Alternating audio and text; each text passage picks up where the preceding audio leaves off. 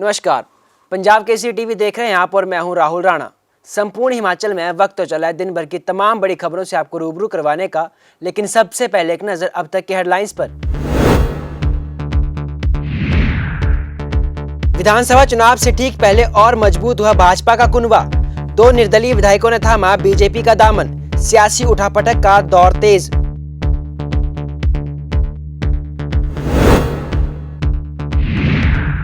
पूरे प्रदेश में मेधावी छात्रों में बंटे 19,847 लैपटॉप। मंडी में खुद सीएम जयराम ठाकुर ने छात्रों को बांटे लैपटॉप। वर्चुअली तरीके से पूरे प्रदेश भर से जुड़कर सभी छात्रों को दी सुनहरे भविष्य की शुभकामनाएं। आम आदमी पार्टी की छवि खराब करने के लिए भाजपा रच रही षड्यंत्र। आप प्रवक्ता गौरव शर्मा ने सत्येंद्र जैन के खिलाफ कार्रवाई को बताया दुर्भाग्यपूर्ण। पुलिस की कार्यप्रणाली पर उठे सवाल। 4 महीनों से बेटी के हत्यारों को सजा दिलवाने के लिए दर दर भटक रहा परिवार। कब मिलेगा परिवार को न्याय, पूछ रहा पीड़ित परिवार। और गर्मी से झुलस रहा पूरा प्रदेश, लेकिन चंबा में जमकर हुई बारिश। किसानों के खिले चेहरे, ली राहत की सांस। मक्की की फसल को मिलेगा फायदा। और अब खबरें विस्तार से। प्रदेश में विधानसभा चुनाव होने जा रहे हैं। ऐसे में सभी पार्टियों ने तैयारी कस ली है ताकि आने वाले चुनावों में उन्हें जीत मिल सके। इसी कड़ी के चलते आज प्रदेश के 2 निर्दलीय विधायकों ने भाजपा का दामन थाम लिया। मंडी जिला के जोगिंद्रनगर के विधानसभा के निर्दलीय एमएलए प्रकाश राणा और कांगड़ा जिला के विधानसभा क्षेत्र देहरा के निर्दलीय विधायक होशियार सिंह बुधवार को भारतीय जनता पार्टी में शामिल हो गए।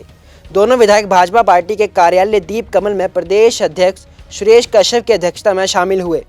इस मौके पर मुख्यमंत्री जयराम ठाकुर ने दोनों निर्दलीय विधायकों का पार्टी में शामिल होने पर स्वागत किया। इस दौरान मुख्यमंत्री जयराम ठाकुर ने कहा कि पार्टी आलाकमान ने इन दोनों निर्दलीय विधायकों को पार्टी में शामिल करने का फैसला लिया था और आज उन्हें विधिवत रूप से पार्टी की सदस्यता दिलाई गई। उन्होंने कहा कि इन दोनों विधायकों की पृष्ठभूमि भाजपा से ही रही है। सरकार को 4.5 साल के कार्यकाल के दौरान इन दोनों निर्दलीय विधायकों का पूरा समर्थन मिला है। मित्रों, जैसा कि पार्टी के प्रदेश अध्यक्ष जी ने आपके सम्बन्ध जानकारी दी कि हिमाचल प्रदेश विधानसभा में हमारे 2 स्वतंत्र विधायक थे, यानी इंडिपेंडेंट विधायक थे। जोगिंद्रनगर से प्रकाश राणा जी और देहरा से होशियार सिंह जी। 4.5 वर्ष के कार्यकाल में हिमाचल प्रदेश में जो विधानसभा का फ्लोर होता है, फ्लोर में इनका कोऑपरेशन मिला है, इनका सहयोग मिला है। और मैं इस बात को भी कह सकता हूं कि पार्टी के लिए भी इनका सहयोग प्राप्त हुआ है। और ऐसे में जैसे अध्यक्ष जी ने बताया कि पार्टी के प्रदेश और केंद्र नेतृत्व ने इस संदर्भ में विस्तार से चर्चा की। जब इन दोनों की पृष्ठभूमि इस प्रकार की जैसे बताई गई, अपने आप स्वयं भी बताएंगे, दोनों पहले भी भाजपा के ही समर्थक थे। बीजेपी द्वारा पूरे देश में मेधावी छात्रों को लैपटॉप दिए जा रहे हैं। इसी कड़ी के चलते प्रदेश में भी आज छात्रों को लैपटॉप दिए गए। मुख्यमंत्री जयराम ठाकुर ने प्रदेश के 19,847 मेधावी छात्रों को आधुनिक तकनीक वाले लैपटॉप बांटे। शैक्षणिक सत्र 2018-19 और 2019-20 के मेधावी छात्रों को करीब 83 करोड़ रुपए खर्च कर सरकार की ओर से लैपटॉप दिए गए। प्रदेश के सभी जिलों में इसके लिए कार्यक्रमों का आयोजन किया गया था, जिसमें मुख्यमंत्री वर्चुअल तरीके से जुड़े। वहीं मंडी में आयोजित कार्यक्रम में मुख्यमंत्री जयराम ठाकुर खुद शामिल हुए और श्रीनिवास रामानुज छात्र डिजिटल योजना के तहत लैपटॉप वितरित कार्यक्रम का शुभारंभ किया। इस दौरान मुख्यमंत्री ने कहा कि हिमाचल प्रदेश साक्षरता दर के हिसाब से केरल से पीछे नहीं है। हम केरल के मुकाबले बेहतर है और उससे काफी आगे हैं।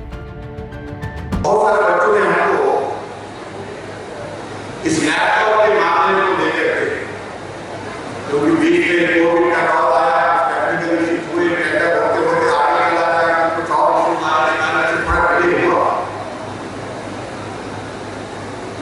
लेकिन बच्चे कितने परेशान थे, बच्चों ने व्यक्तिगत रूप से हम पे बहुत पूछा लैपटॉप का मिल गया। कुछ बच्चों ने बहुत करके पूछा, कुछ बच्चों ने मैसेज करके संदेश करके भेजा। ये लैपटॉप आपके आने वाले जीवन में पढ़ाई के लिए उपयोगी हो, मददगार हो, क्योंकि आज के इस युग में अब स्थिति इस प्रकार की है कि टेक्नोलॉजी का उपयोग जो है बहुत महत्वपूर्ण है। आम आदमी पार्टी के प्रवक्ता गौरव शर्मा ने बीजेपी पर तंज कसा है। इस दौरान उन्होंने केंद्र सरकार पर भी कई सवालिया निशान खड़े किए। सत्येंद्र जैन को हिरासत में रखने पर केंद्र सरकार पर हमला करते हुए आप प्रवक्ता ने कहा कि ईडी ने केंद्र के इशारों पर किसी के घर पर छापा मारकर 2 करोड़ की राशि पकड़कर उसे सत्येंद्र जैन का रिश्तेदार बताया, जो बिल्कुल फर्जी है और भाजपा की ये साजिश है। ईडी को सत्येंद्र जैन के घर से सिर्फ 2,79,200 रुपये मिला है, जिसका ईडी ने कोर्ट में दिए हलफनामे में लिखा है।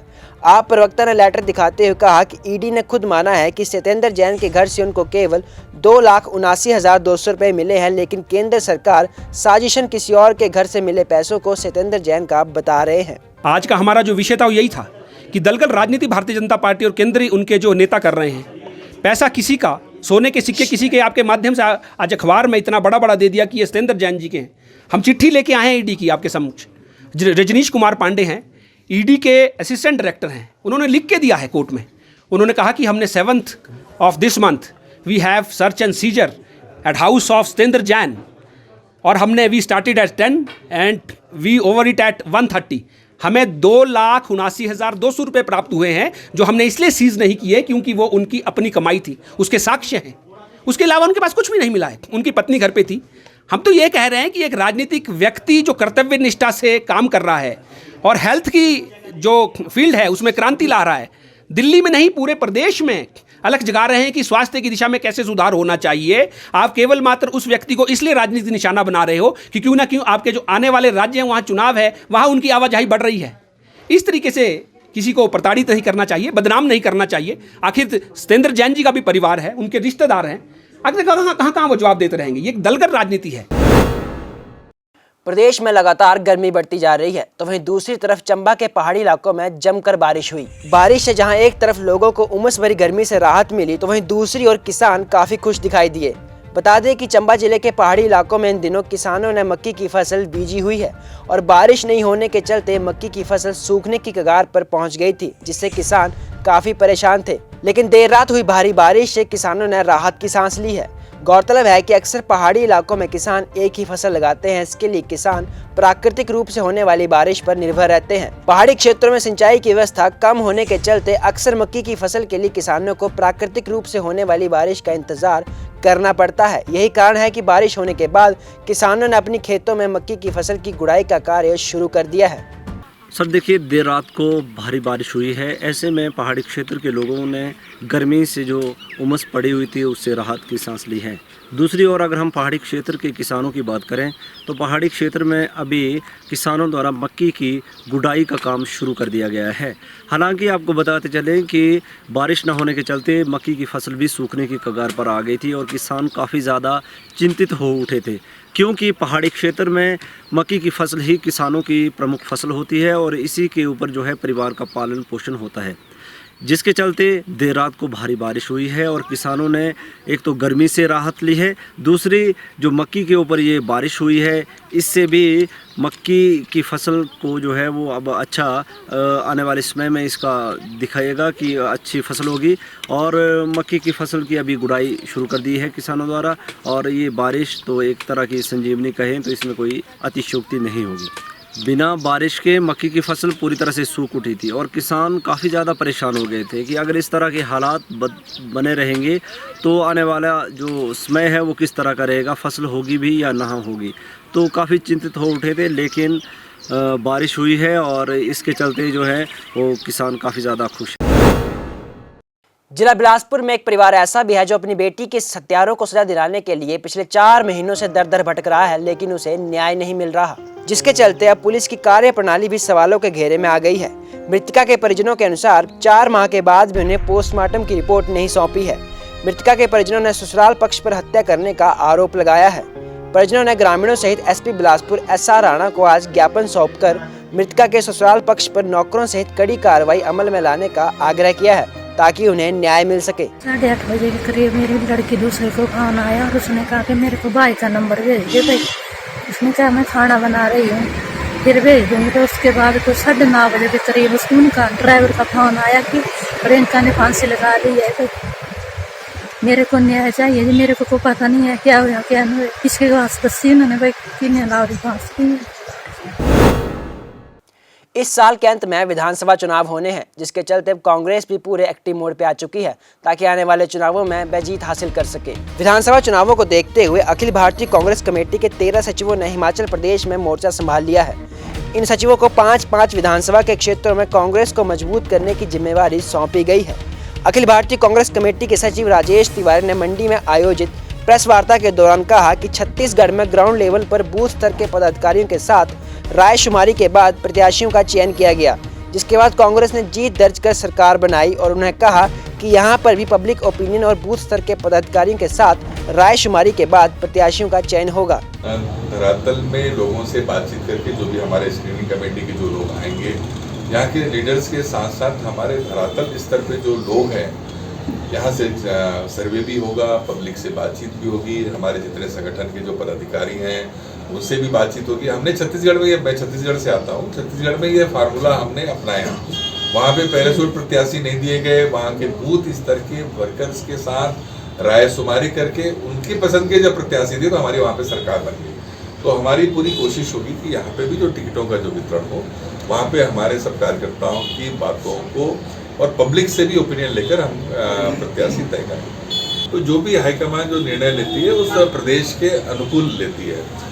तो यहाँ पे भी जो निर्णय लिए गए हैं और जो आने वाले समय में जो लिए जाएंगे, तो हिमाचल प्रदेश के लोगों से बातचीत करके, यहाँ के लीडर से बात करके और जो यहाँ के लिए जो सुटेबल है वो चीज़ें जो है अपनाई जाएंगी। ने जो है AICC के 13 सेक्रेटरीज की जो है वो हिमाचल प्रदेश में ड्यूटी लगाई है, जिसमें से एक मैं भी हूँ। और सब ऑल इंडिया कांग्रेस कमेटी के जो सेक्रेटरीज हैं उनको 5-5 कॉन्स्टिट्यूंसी जो असेंबली कॉन्स्टिट्यूंसी की जिम्मेदारी दी गई है।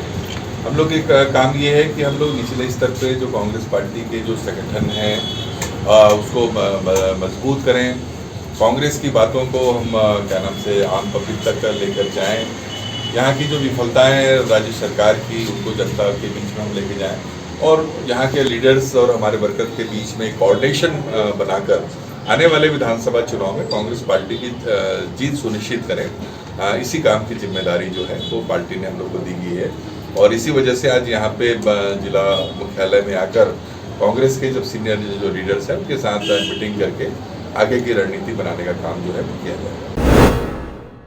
जिला सोलन में एक बार फिर राज्य स्तरीय शूलनी मेला मनाया जा रहा है, जिसके चलते प्रशासन ने उसकी तैयारियां शुरू कर दी हैं। कोरोना काल के 2 सालों के बाद अब एक बार फिर राज्य स्तरीय शूलनी मेला धूमधाम से मनाया जाना है।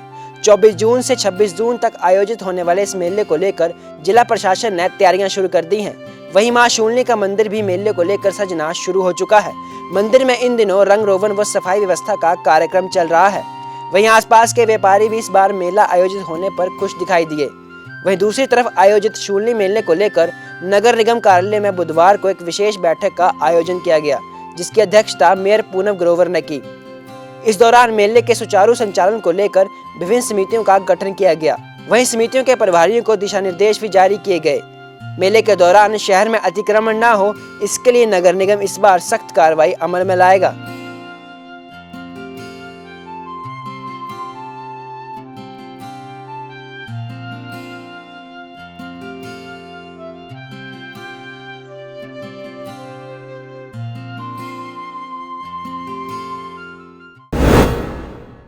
संपूर्ण हिमाचल में आज के लिए फिलहाल इतना ही। मुझे दीजिए इजाजत। नमस्कार।